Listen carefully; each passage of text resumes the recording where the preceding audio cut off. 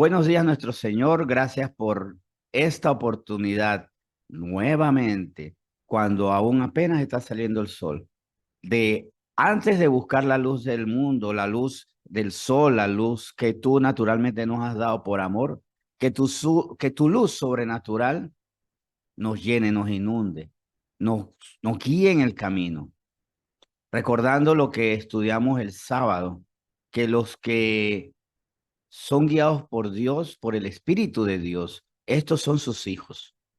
Y nosotros queremos confirmar ante ti, Señor, aunque ya tú sabes, ante nosotros para sentirnos satisfechos, para sentirnos seguros y ante el mundo para dar testimonio que somos tus hijos porque estamos siendo guiados por ti.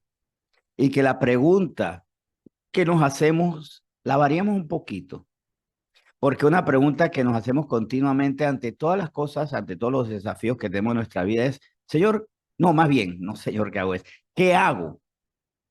Muchas veces nos preguntamos, ¿qué hago? Pero lo correcto, lo ideal, lo que tú quieres es que te preguntemos a ti, Señor, ¿qué hago? Y aunque pareciera una palabra más, es mucho más que eso. El qué hago me limita a lo exiguo, a lo pobre, a lo pequeño de mi ego, de mi entendimiento, de mis experiencias. Señor, ¿qué hago? Aguardando tu respuesta, me, me lleva a lo amplísimo, a lo ilimitado de tu sabiduría, a lo perfecto de tus planes. Entre el qué hago y el Señor, ¿qué hago? Está la imperfección, el riesgo, el error y la perfección, dar en el blanco, la precisión, el largo y amplísimo alcance de todas las cosas. Qué grande es la diferencia entre ese qué hago y Señor, ¿qué hago? Pero también que nosotros no sea algo ficticio, porque a veces te decimos, Señor, Señor, ¿qué hago? Y no has respondido y ya yo estoy haciendo. Es más, por recurrir a tu palabra, que siempre es verdad, pero que se ajusta al momento, a la coyuntura. Por ejemplo, siempre tengo que perdonar, siempre tengo que perdonar, siempre tengo que orar porque quienes me ultrajan. Pero hay un momento puntual donde tú no puedes decir una palabra, es inmediata, ya, ya, ya, ya, o aguarda un poco. Dar siempre al menesteroso, al pobre, por supuesto, pero tú nos puedes decir también conforme a eso, pero cuidado con este, te está engañando, está usufructuando. O le estás contaminando el corazón porque al final de cuentas yo sé que nosotros damos y si la gente recibe mal, ya es su problema. Pero también cuidado que le estamos dando el pan sin darle pan espiritual. Y a veces editamos la palabra, no es que la palabra sea imperfecta, sino que no la totalizamos. Le damos pan al pobre, pero seguimos dejando que se vaya con la pobreza de su alma y no le damos el pan para su espíritu, la palabra de Dios. Por eso es que la palabra debe ser total. ¿Qué le doy a las personas? ¿Qué enseño? ¿En qué guardo? Y exactamente cuando enseño, ¿qué le enseño? Porque probablemente en mi buen ánimo le comienzo a hablar a la persona de amarse a sí misma, pero tiene un problema que no ama a los demás. Tal vez le estoy enseñando a la persona a amar a los demás, pero tiene un problema, no se ama a sí mismo. Entonces, no es que la palabra sea imperfecta, sino que tú que conoces lo oculto del corazón, sabes cuál es la palabra exacta para el momento. Por eso hasta para enseñar, Señor, yo tengo que decir, ¿qué enseño? ¿Qué muestro? ¿Qué digo? ¿Qué es lo que precisamente esta persona que está frente a mí necesita? ¿Qué es lo que requiere? Hasta en esto es delicado. A todos le tenemos que hablar de la gracia, pero muchas veces antes de la gracia, podemos hablarle directamente de la gracia a alguien, pero antes de la gracia tú no puedes decir puntualmente, háblale de su responsabilidad a esta persona, porque tiene un concepto desafortunado, abusivo de la gracia y por eso está pecando. Y por eso dice el Señor, por su gracia me tiene que perdonar todos los pecados. Y en la guía tú nos dices, antes de hablarle la gracia, háblale de su responsabilidad, de su culpa, de su necesidad de arrepentirse.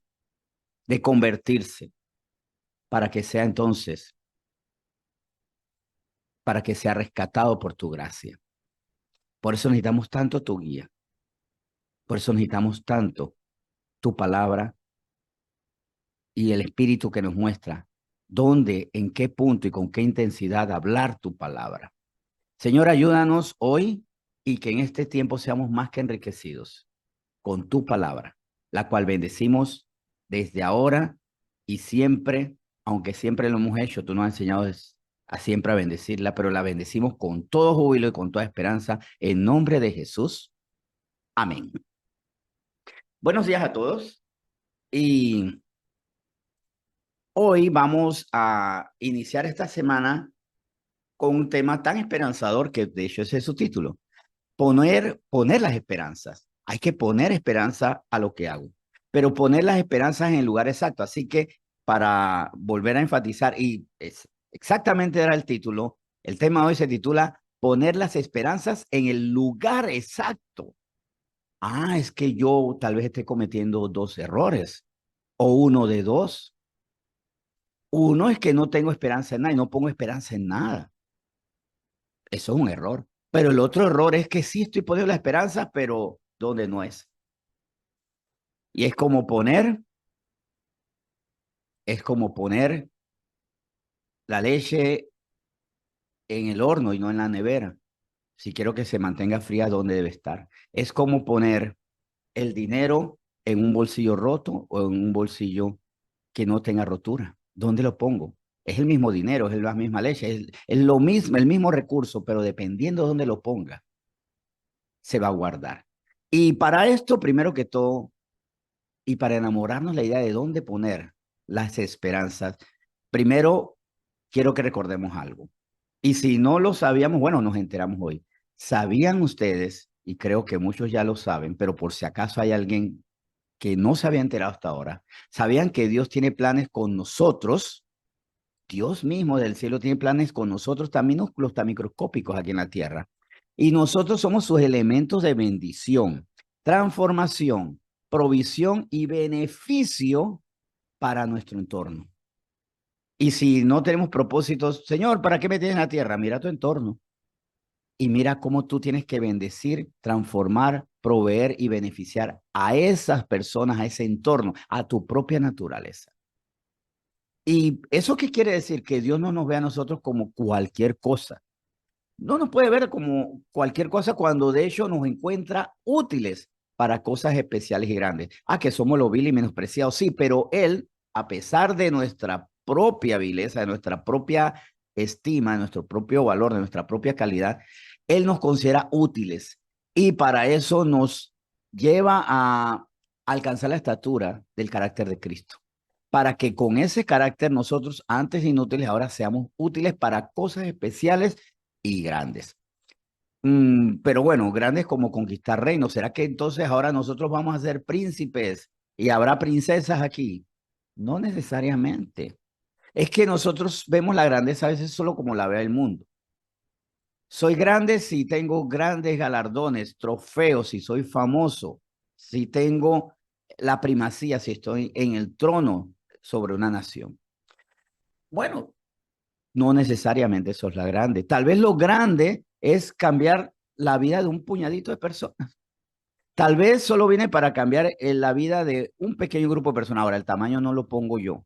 En cuanto a decir, Señor, tiene que ser una multitud. Ah, de repente tú nada más quieres que cambie la vida de uno solo. Tú pones el tamaño, pero nosotros no tenemos que pedir más y menos que lo que tú nos guías y ponernos exactamente donde tú quieres que nosotros estemos. Entonces, a veces nosotros decimos, Señor, yo nada más he cambiado como 5 vidas. Puede ser que haya 20, 40 más, es verdad, o 2000 más, pero hasta estamos menospreciando. Ah, es que yo nada más he cambiado 5 vidas, solamente salvó a 5 personas. Bueno, pregúntele a esas 5 personas si valió la pena que las salvaran. Si la persona que me compartió el Cristo entrara en crisis y decía, no, yo nada más salvé un poquito de gente, yo le diría, pero dentro de ese poquito de gente estoy yo. Y por la eternidad que recibí al creer en la palabra que usted como pastor, como profeta me dijo, yo estoy muy agradecido. El Señor me salvó, pero gracias por haberlo usado usted.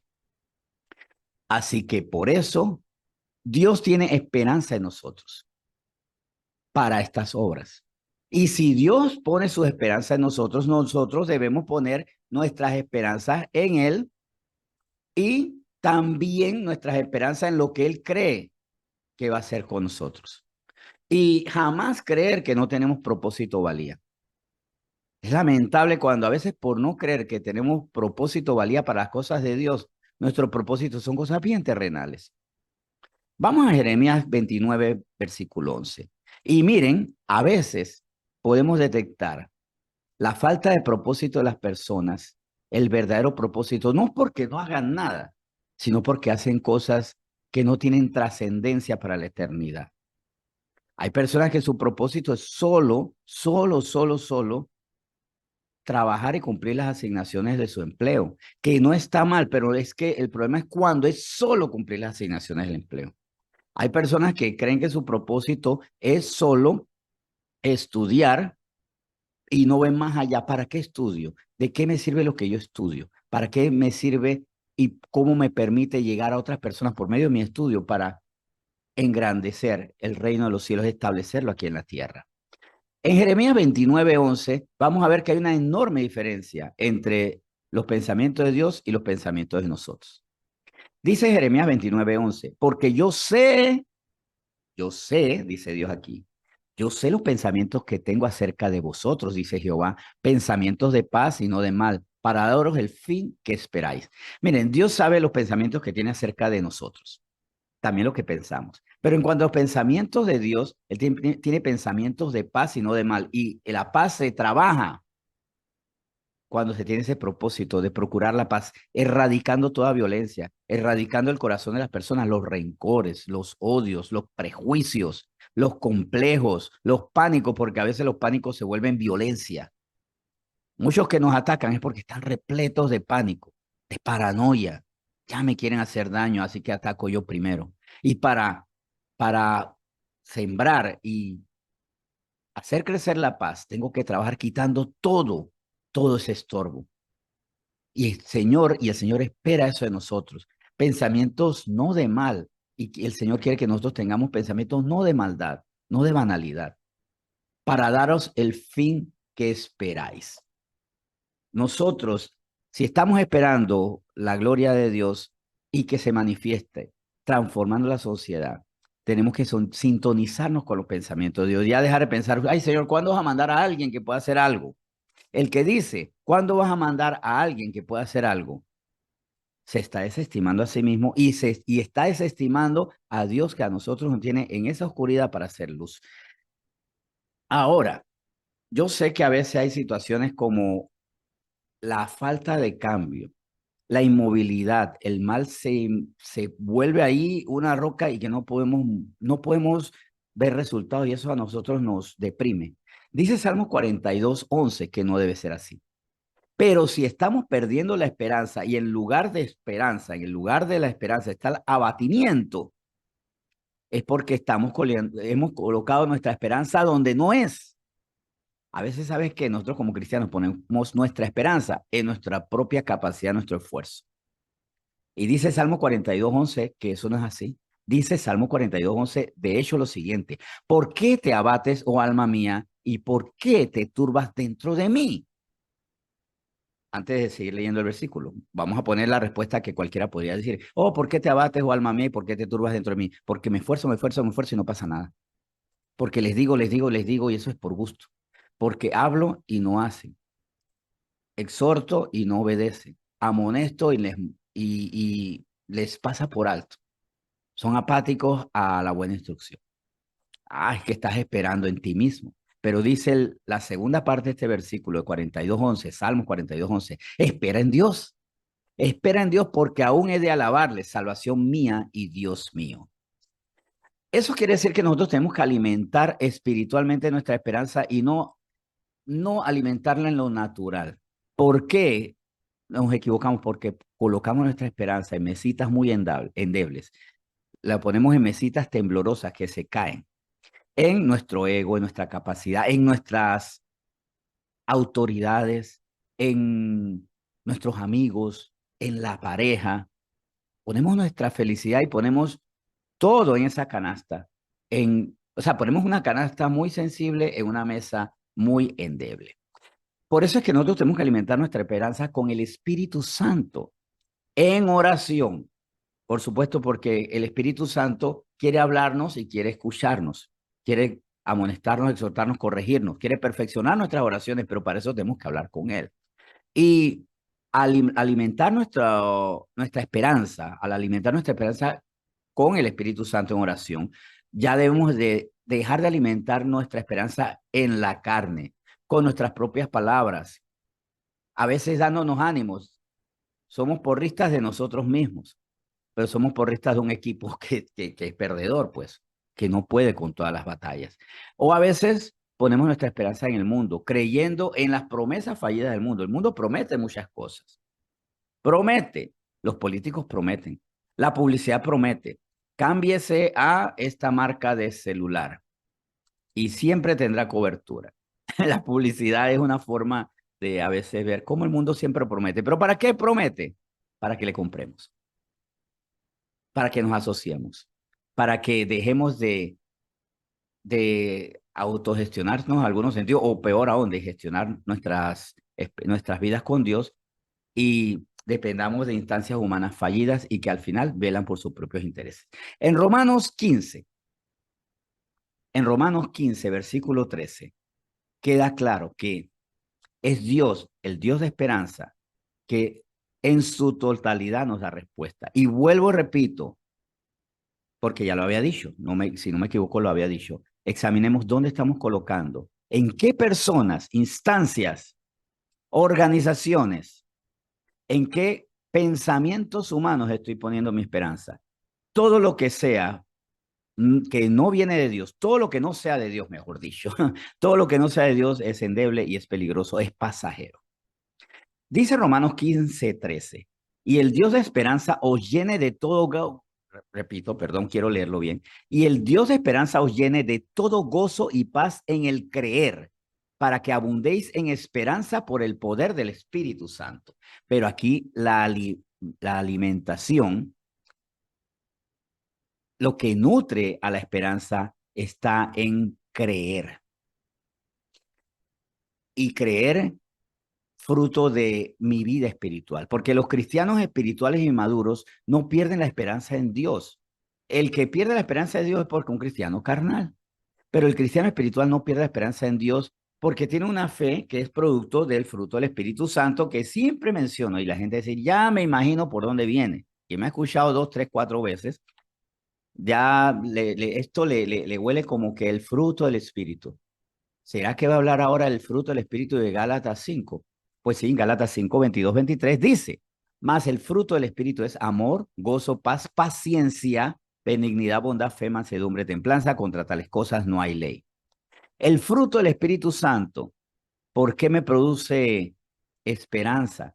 Como un subproducto, podríamos decir, porque el Espíritu Santo produce ese amor, gozo, paz, paciencia, benignidad, bondad, fe, mansedumbre, templanza. Porque la paciencia impide que por impaciencia pierda la esperanza. La fe produce paciencia, la paciencia sostiene y conserva la esperanza. Así que tener fruto del Espíritu Santo, por consiguiente, debe producirnos esperanza. Es lo que dice Hebreos 11:1 también, muy recurrido por mí, pero que es que le encuentro muchas aplicaciones y creo que hasta ahora, con mucho temor de Dios, han sido certeras, porque con mucho temor de Dios quiero no adulterar la palabra. Dice Hebreos 11:1 que es pues la fe, la certeza de lo que se espera. Esa es la fe, o sea, yo estoy seguro de lo que estoy esperando. Y si yo estoy seguro de lo que estoy esperando, tengo esperanza. Y por tanto, como sigue diciendo este versículo, la convicción de lo que no se ve. ¿Por qué tienes esperanza si yo no veo? Porque tengo fe. Y la fe a mí me alimenta la paciencia. Sigue esperando. No lo ves, sigue esperando. Y sigue alimentando la esperanza. La impaciencia es evidencia que tengo que buscar al Señor. Si está impaciente hoy, si estamos impacientes, es porque tenemos un vínculo débil con el Señor. Y esa área o ese detalle, ese problema que está a nosotros afectándonos, es porque todavía no se lo hemos entregado al Señor y no cumplimos con el anhelo del Señor que dice, déjeme sus cargas que yo os haré descansar. Ahora, el espiritual no pierde la fe por causa de la impaciencia, y esto lo quiero resumir en Santiago 1, del 3 al 5. En Santiago 1, del 3 al 5 vamos a ver evidentemente que el espiritual no pierde la fe por causa de la impaciencia, porque la impaciencia es como un agujero en el fondo del envase de jugo, por ejemplo, de la cantimplora. Y por ahí, por el agujero de la cantimplora se puede ir el agua también. La impaciencia es un agujero y por eso no podemos permitir que esa impaciencia haga que se vaya la fe. Dice Santiago 1, del 3 al 5. Sabiendo que la prueba de vuestra fe, sabiendo que la prueba de vuestra fe, perdón, sabiendo que la prueba de vuestra fe produce paciencia, mas tenga la paciencia su obra completa para que seáis perfectos y cabales sin que os falte cosa alguna. Y si alguno de vosotros tiene falta de sabiduría, pídala a Dios, el cual da todo abundantemente y sin reproche, y le será dada la sabiduría para saber esperar. ¿Y qué es la sabiduría? El temor de Dios. ¿Y qué es el temor de Dios? Reconocer que lo que Dios dice es cierto, es verdadero, que Dios nunca miente y nunca se arrepiente. Así que por esa sabiduría absoluta que le he pedido a Dios, se alimenta mi fe, porque mi fe es por el oír la palabra de Dios, y esa fe robustecida le sirve a la mesa la paciencia, también fortalece la paciencia, pero la paciencia tiene que completar su obra. Una fe que lleva la paciencia tiene que llevar una paciencia robusta. Es que mi paciencia casi, pero al final le falleció. Es porque no estuvo plenamente alimentada de la fe. ¿Cómo estamos con respecto a la esperanza? Y la estamos colocando en Dios con fe y con paciencia. ¿Estoy teniendo paciencia porque creo en Dios? ¿O todavía estoy creyendo en mí mismo, en mis padres, en mis hijos, en mi pareja, en mi gobierno, en madre naturaleza y no en el Dios de la naturaleza? ¿En quién estoy creyendo? Pongamos nuestra fe en Dios para tener paciencia y nuestra paciencia fortalecida por la fe para tener esperanza. Y finalmente, resumen, pongamos nuestra esperanza en Dios creyéndole y entendiendo que esta espera nos perfecciona a nosotros. Dios nos hace esperar para ser perfeccionados, perfectos y cabales. Si no quedan más dudas, entonces perfecto. Y si quedan dudas, examinemos por medio de la palabra dónde estamos colocando nuestra fe y dónde está colocándose nuestra paciencia y por consiguiente dónde está colocándose nuestra esperanza. Poner la esperanza en lugar exacto es tener buen final. Final feliz está en poner nuestras esperanzas en Dios siempre. Jamás en nuestra alma, jamás en nuestras aspiraciones, en las personas naturales que pueden fallar, siempre en Dios. Vamos a orar. Señor, muchas gracias por la palabra con la que hoy tú nos dices, examina dónde estás poniendo tu esperanza. Hoy, y es más, como decíamos al principio, Señor, llévanos a lo primero. Primero, saber si ya no estamos poniendo esperanza en nada. Si no estamos poniendo esperanza en nada porque hemos sido defraudados. Y no podemos poner nuestra esperanza en lo que nos defrauda. Más bien, en vez de decir, ya no voy a poner esperanza en nada, es simplemente no poner la esperanza en lo que nos defrauda, en lo que nos falla. Y si tenemos esa esperanza mal colocada, hoy es tiempo de decir, en ti voy a confiar, Señor. Mi casa no cambia, confío en ti. Este país no cambia, confío en ti. Parece que la naturaleza es cada vez más agresiva, confío en ti.